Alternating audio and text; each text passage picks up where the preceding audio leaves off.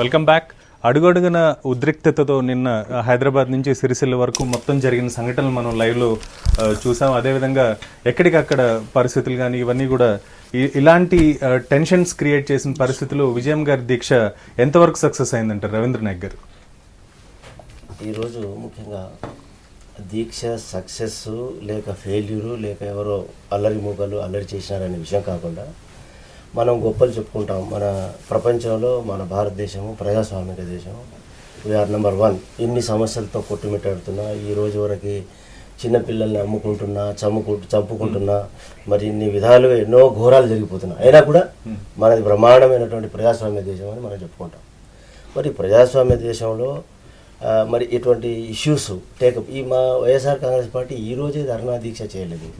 ఈ పార్టీ పుట్టినప్పటి నుంచి మా అధ్యక్షులు జగన్ అంటే ఇది నేతన్నకి ఎంతవరకు సపోర్ట్ అయిందనే దాని మీద ఆ విషయంలోనే ప్రతి ఇష్యూ మీద గత 2 సంవత్సరాలుగా మరి వారు ఎన్నో ఇష్యూస్ మీద, ఇప్పుడు ఫీ రీఎంబర్స్మెంట్ అయితేనేమి, రైతన్నల ఇష్యూ అయితేనేమి, ఎలక్ట్రిసిటీ మీద అయితేనేమి, ఈ విధంగా అనేక సమస్యల మీద మేము ఫైట్ చేస్తూ వస్తున్నాం. దాంట్లో భాగంగానే నిన్న సిరిసిల్ల యాత్ర జరిగింది. ఇప్పుడే జ్వాలా గారు వెంటనే 50 మంది కార్ల మీద అటాక్ చేసిండ్రు కదా అంటే, అల్లరి చేసేవాడు ఒక రాయి వేసినా అది అల్లరి అని చెప్పేసి పెద్దగా సృష్టిస్తారు. అయితే ముఖ్యంగా అసలు ఈ దీక్ష ఎందుకు చేపట్టినారు, దీక్ష కారణం ఏంటిది అనేది దాన్ని చూడకుండా, ఆ కోణంలో చూడకుండా, ఇష్యూ కోణంలో చూడకుండా దాన్ని రాజకీయం చేసినారు. అయితే రాజకీయం చేసి ఎందుకు చేసినారనేది మాకు బాగా తెలుసు. ఎందుకంటే నేను కూడా తెలంగాణలో పుట్టినవాడిని, తెలంగాణ రక్తం నాలో కూడా ఉంది. తెలంగాణ గురించి ఒక ఎంపీగా కూడా నేను రాజీనామా చేసిన వాళ్ళలో ఫస్ట్ నేను.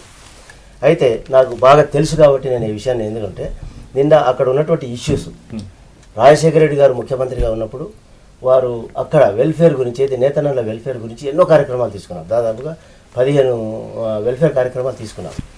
ఆ కార్యక్రమాలు కుంటుపడిపోతున్నాయి. ఆ కార్యక్రమాలు వాళ్ళకి జరగడం లేదు. ఇంకా ఆత్మహత్యలు జరుగుతున్నాయి, తర్వాత ఆకలి చావులు ఉన్నాయి అనే ఒక పర్టికులర్ ఇష్యూని తీసుకొని దాన్ని ఎన్లైట్ చేసి దాని మీద ప్రభుత్వం మీద ఇది దృష్టికి తీసుకురావాలని దీక్ష చేశాం.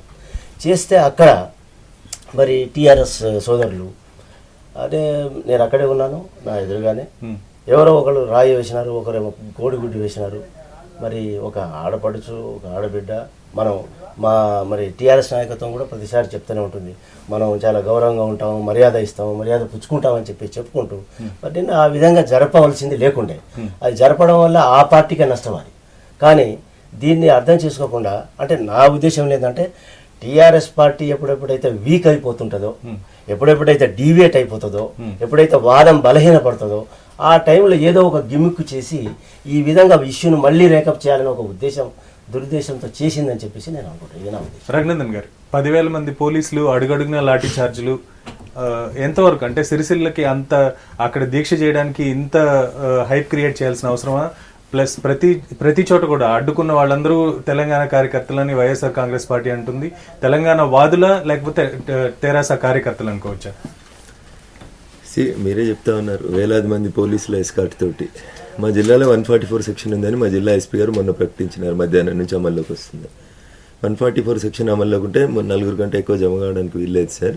వాళ్ళ కాన్వాయ్ ఎట్లా పర్మిట్ చేస్తూ ఉన్నారు, మరి వందలాది వాహనాలు ఎట్లా పోతాయని చెప్పి మేము ఆయన కలిసి అడిగినప్పుడు ఆయన చెప్పింది ఏంటంటే, కేవలం 3 వాహనాలకు మాత్రమే అనుమతి ఇవ్వడం జరిగింది. 3 వాహనాల కంటే ఎక్కువ వస్తే మేము పర్మిషన్ ఇవ్వమండి, మీరు కూడా కోఆపరేట్ చేయాలి, 4 కంటే ఎక్కువ మీరు జమ కాకూడదండి అని చెప్పారు. సరే అని చెప్పినా ఎస్పీ గారిని కలిసి బయటకు వచ్చాం. కొద్దిసేపటి తర్వాత మమ్మల్ని అందరినీ అరెస్టులు ప్రారంభించారు, గృహ నిర్బంధాలు పెట్టారు. సిద్దిపేటలో అరెస్ట్ చేస్తే సంగారెడ్డిలో అరెస్ట్ చేస్తే ములుగులో అరెస్ట్ చేస్తే జనగాంకి, అట్లా ఎవరిని ఎక్కడ పెడుతున్నారో తెలియకుండా రాత్రికి రాత్రి అందరినీ మూసేశారు, ప్యాక్ చేశారు. పోలీస్ ఎస్కాట్లు ఏ రకంగా ఇచ్చినాయి, దానికి వెనక ముందు వచ్చినటువంటి గూండాలు ఏ రకంగా ప్రవర్తించినారు, ఎన్ని వాహనాలు పోయినాయి, మరి మీరు చెప్పినటువంటి 3 వాహనాలను ఎందుకు పోలీసులు రెస్ట్రిక్ట్ చేయలేకపోయినారు, ఇవన్నీ చాలా స్పష్టంగా కనబడతా ఉన్నాయి. టీఆర్ఎస్ నాయకులు ఎక్కడ కూడా నేనెవో ఎక్కడ దాడులలో పాల్గొమ్మని కానీ ప్రోత్సహించమని కానీ ఎక్కడ చెప్పలేదు. మీరు దయచేసి అంతకంటే ముందు రోజు సాయంత్రం సిరిసిల్లలో జరిగిన సభలో సిరిసిల్ల శాసనసభ్యులు కె తారక రామారావు గారు మాట్లాడితే ఏం చెప్పిందంటే, ఈ సభకు వచ్చిన మీరందరూ రేపు విజయమ్మ సభకు పోండి, పోయి జై తెలంగాణ నినాదాలు ఇవ్వండి, స్వయంగా పాల్గొనండి అని కూడా అదే చెప్తా ఉన్నాం కదా, మేమే చెప్తా ఉన్నాం కదా, సభకు పోండి, పాల్గొని తెలంగాణ పట్ల మీ వైఖరి ఏంటి అని ఆమెను అడగండి అని చెప్పి పిలిపించిండు. పోయి రాళ్లతోటి దాడి చేయండి, కోడిగుడ్లతోటి కొట్టుండ్రి, రానివ్వకండి, హింసను ప్రోత్సహించేలా ఎక్కడ కూడా ఆ సిరిసిల్లలో జరిగినటువంటి సభలో తారక రామారావు గారు మాట్లాడలేదు. చేయదని మీరు ఎక్కడైనా ఖండించారా? అంటే పబ్లిక్ కి చెప్పడం కానీ లేకపోతే టిఆర్ఎస్ కుమార్ గారు సభ కార్యకర్తలు పెట్టి సిరిసిల్ల గాంధీ విగ్రహం దగ్గర ఏదైతే వీళ్ళు సభ పెట్టారో గాంధీ సభ పెట్టి ఒక రోజు ముందు మీరు సభకు పోయి నిలదీయండి, తెలంగాణ పట్ల మీ పార్టీ వైఖరి చెప్పమని అడుగుమని తప్పితే మీరు వస్తే రాళ్లతో కొట్టండి, దాడులు చేయండి అని మేము చెప్పలేదు. దాడులు ఎప్పుడు జరిగినాయండి?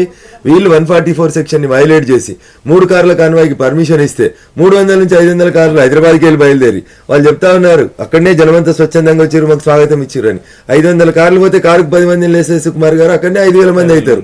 మీరు హైదరాబాద్ నుంచి తరలించుకుపోయిన జనాన్ని తీసుకుపోయి మీ చేత మీరే జైలు కొట్టించుకొని వచ్చింది ఎవరండి? గురునాథ్ రెడ్డి గారు, శ్రీకాంత్ రెడ్డి గారు, అమరనాథ్ రెడ్డి గారు, శోభా నాగిరెడ్డి గారు, రోజా గారు, సుచరిత గారు. రావద్దని మేము అంటలేం, రానియండి.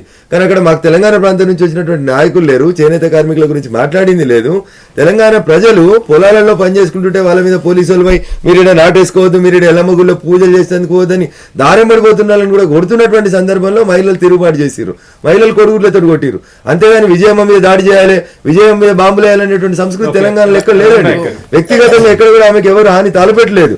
అట్లా తలపెట్టేటువంటి రీతి ఉన్నట్లయితే టీఆర్ఎస్ ఆ రకంగా దాడుల్ని ప్రోత్సహించేటువంటి సంస్కృతి ఉంటే ఈ పరిస్థితి ఉండేది కాదు. అక్కడ ఎవరో నలుగురు రాళ్ళు వేస్తే, ఎవరో నలుగురు టమాటాలు వేస్తే మా మీద నెట్టడం అనేది సరికాదు. రఘునందన్ రావు గారు చెప్పినట్లుగా అంత సాఫీగా కాదు. గత 5-10 రోజుల నుంచి అక్కడ లోకల్ ఎమ్మెల్యే పేపర్ స్టేట్మెంట్స్ ఇస్తున్నాడు. తర్వాత క్లారిటీతో రావాలి. సాక్షిలోనే వచ్చింది రవీంద్ర నాయక్ గారు, మీ సాక్షిలోనే ఒక కథనం వచ్చిందని వారు కూడా చెప్తా ఉన్నారు. సుకుమార్ గారు సిరిసిల్ల ఎమ్మెల్యే గారు మాట్లాడిన క్లిప్పింగ్ ని మళ్ళీ ప్లే చేద్దాం. రవీంద్ర నాయక్ గారు ఈ రోజు సిరిసిల్ల ఎమ్మెల్యే గారే నిన్న తెలంగాణ వాదులు చేసి చాలా బ్రహ్మాండంగా చేసినారని చెప్పేసి కంగ్రాచులేట్ చేసి నిరసన తెలియజేయడం అనేది ప్రజల హక్కు అని చెప్తాను. అది తప్పు కాదు కదా. రవీంద్ర చేయడం, కోడిగుడ్లతో కొట్టడం, రాళ్లు వేయడం, చెప్పులు వేయడమా, ఇది సంస్కారం మనది.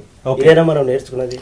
మన మీ మూమెంట్ తెలంగాణ వాదము మీకంత గట్టి పట్టు ఉన్నప్పుడు మీరు ఇవి చేయవలసిన అవసరం లేదు. ఇది చేశారు మీరు, కాకుండా చూడవలసిన బాధ్యత. సంస్కారం కాకపోవడం అనే విషయం పక్కన పెడితే పీపుల్ యాక్సెప్టెన్స్ లేకుండా ఏం చేయకూడదండి. ఇప్పుడు పొలిటికల్ పార్టీగా వైఎస్ఆర్ కాంగ్రెస్ పార్టీకి, ఆ పార్టీ నాయకురాలకి ఈ రాష్ట్రంలో ఎక్కడ తిరిగేటువంటి హక్కు అయితే ఉంది, అది లేదని ఎవరు అంటాను వీల్లేదు. స్వేచ్ఛా స్వాతంత్రాలు అన్నీ ఉన్నాయి. కానీ ఏదో జర్మన్ ప్రావర్బం చూసారా, your freedom starts where is no sense అని. వాడి ముక్కు చివరి నుంచి నీ స్వతంత్రం మొదలవుతుంది, కానీ ఆ ముక్కు మీద కర్రబెట్టి కొడతా అంటే ఒప్పడం వీలే అని చెప్పేసి జర్మనీలో ఒక కోర్టు జడ్జి ఇచ్చాడట. అట్లనే నీకు యాక్సెప్టెన్స్ ఉందా లేదా? ఇవాళ పీపుల్ ఇన్వైట్ చేస్తున్నారా రమణమని.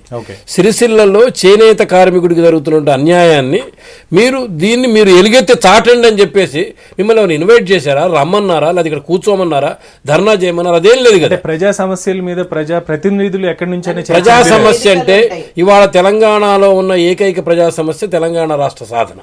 తెలంగాణ రాష్ట్ర సాధనని, తెలంగాణ రాష్ట్ర ఏర్పాటుని సిరిసిల్ల కార్మికులతోటి విడదీసి చూసేటువంటి పరిస్థితి ఇక్కడ లేదు. ఇవాళ నువ్వు సిరిసిల్ల కార్మికుడిని ఒక్కడనే విడదీసి వాడి యొక్క వ్యవహారం ఏం కనుక్కుంటాం, మేము తెలంగాణ రాష్ట్రం ఏమైనా పర్లేదు, తెలంగాణ రాష్ట్రమే మేమేం చెప్పం అనేటువంటి పరిస్థితి తలెత్తకూడదు. రెండోది ఏంటంటే నువ్వు నిజంగా దీక్ష చేయడానికి వెళితే వెళ్ళు. ఈ కాన్వాయ్ ఏంటి, ఈ వెహికల్స్ ఏంటి, ఈ పోలీస్ ఏంటి, ఈ బలగాలు ఏంటి, అసలు కాంగ్రెస్ ప్రభుత్వం ఎలా దీన్ని సపోర్ట్ చేస్తుందో అర్థం కాదు. నిజంగా సపోర్ట్ అనేది ఎందుకు ఇప్పుడు సపోర్ట్ చేయాల్సినటువంటి పరిస్థితి ఎందుకు వచ్చింది? మానుకోటలో ఏంది, ఒక నిమిషం అండి, మానుకోటలో వైఎస్ జగన్మోహన్ రెడ్డి కాంగ్రెస్ లో ఉండిపోయినప్పుడు కూడా ఇక్కడ జరిగింది ఏంటంటే ఆనాడు కాంగ్రెస్ ఎంపీలంతా కూడా జగన్మోహన్ రెడ్డిని వ్యతిరేకించబట్టి జరిగింది. ఈరోజు కాంగ్రెస్ ఎంపీలు ఏం చేస్తున్నారంటే అంత అయిన తర్వాత మాట్లాడుతున్నారు కానీ ముందు మాట్లాడలేదు. బస్ అందుకనే దేరిజే ఒక రకమైన సాఫ్ట్ కార్నర్ తీసుకుంటున్నారా జగన్మోహన్ రెడ్డి? మంచిదే, అది తీసుకోవద్దంటే, ఎందుకంటే వాళ్ళు హాయిగా మంచిగా కాంగ్రెస్ పార్టీ బాగుపడుతుంది, సాఫ్ట్ కార్నర్ తీసుకుని ఆయన వాళ్ళు కలుపుకుంటే బాగుపడుతుంది.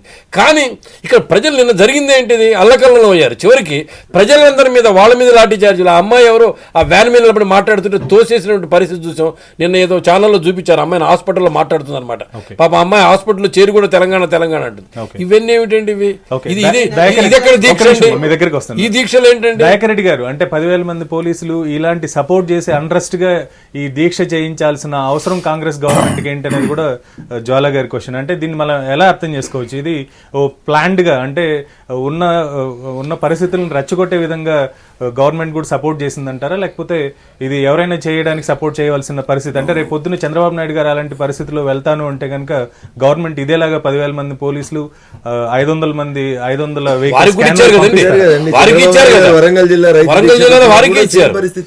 తెలంగాణ రాష్ట్ర వాదులకు వ్యతిరేకంగా ఎవరు ఉద్యమం చేసినా తెలంగాణ ప్రాంతంలో మేము ఉన్నాము, మీకెందుకు మా మద్దతు ఇస్తాము, రండి దయచేసి అని రెడ్ కార్పెట్ పరిచిస్తున్నారండి. ప్రజాస్వామ్య విలువల్లో అయ్యయ్య. ఖచ్చితంగా తప్పండి, అలా రాజ్యాంగబద్ధంగా చేయొద్దు ఏ అంటున్నాను. పార్టీ నాయకులైనా ఏ ప్రాంతంలో అయినా వెళ్ళడానికి హక్కు ఉందని మీరే ఇష్టానికి మాట్లాడారు. వ్యతిరేకంగా కాదు. దాన్ని వ్యతిరేకిస్తూ అడ్డుకుంటున్న Okay. ప్రయత్నం నేను చేస్తున్నారు. ఇష్టానికి వ్యతిరేకంగా చేయొద్దంటానండి. ప్రభుత్వం చేసి దాన్ని విమర్శ చేస్తారు. ప్రజల ఇష్టానికి వ్యతిరేకం. నేను ఒక రైడర్ పెట్టాను అక్కడ, ఒక రైడర్ పెట్టాను. రైడర్ ఏంటంటే ప్రజల అభిష్టానికి అనుకూలంగా వెళ్ళి ఉద్యమాలు చేయండి, ప్రజల ఇష్టానికి వ్యతిరేకంగా చేయొద్దు అంతే. సారీ పద్మజ అంటే జ్వాలా గారు ఒక 100 మందో 200 మందో వచ్చి ఇటువంటి కార్యక్రమాలకి, ప్రజాస్వామ్య వ్యతిరేక కార్యకలాపాలకి, శాంతి భద్రతల విఘాతానికి పాల్పడేదే కేవలం ప్రజల అభిష్టం అని మీరు అనుకుంటున్నారా? అందుకనే ఆ మద్దతు కోల్పోతున్నారు శాంతి కాబట్టి భద్రతల ఈ రోజు ఉద్యమ పార్టీలుగా చెప్పుకుంటున్నటువంటి రాజకీయ పార్టీలకి ఈ ప్రాంత మద్దతుదారులందరూ కూడా ఆశాంతం బుద్ధి చెప్పే హైదరాబాద్ లో ఇటువంటి హైదరాబాద్ లో మొదలయ్యి ఇటువంటి హైదరాబాద్ లో మొదలయ్యి